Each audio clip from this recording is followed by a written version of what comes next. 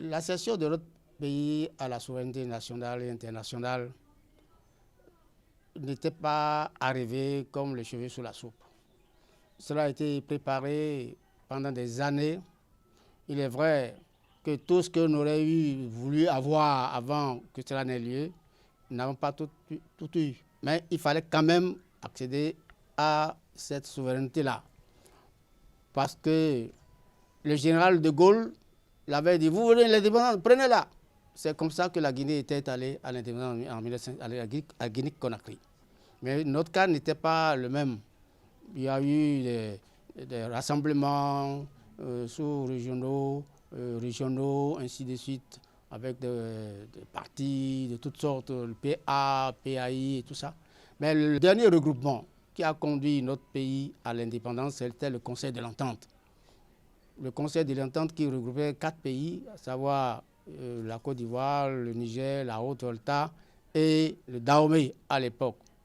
Et selon le classement qui était fait, c'est le Dahomey qui devrait être le premier à accéder à cette souveraineté-là. Ce qui a été réel et effectif, n'est-ce pas? Mais avant cela, il y avait une assemblée qui était sur place. Au départ, c'était l'assemblée territoriale. Et ensuite, l'assemblée législative.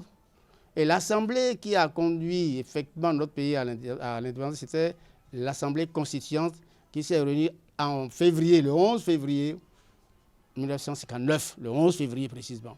Le 11 février 1959, c'est avec cette assemblée qu'on est allé à la souveraineté nationale. Et ce jour-là, c'était le vice-président du pays, en la personne de son Excellence Hubert Maga, qui avait prononcé la proclamation, suivie de un coup de canon.